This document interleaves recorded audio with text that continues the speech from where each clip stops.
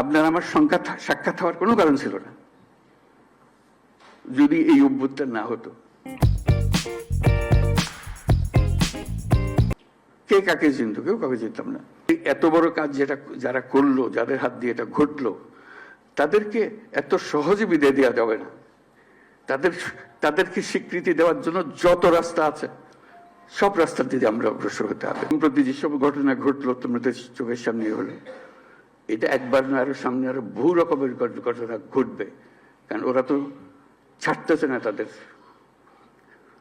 তাদেরকে তাড়িয়ে দিয়েছো, তারা বলতেছে আমরা সহজে মেনে নেব না।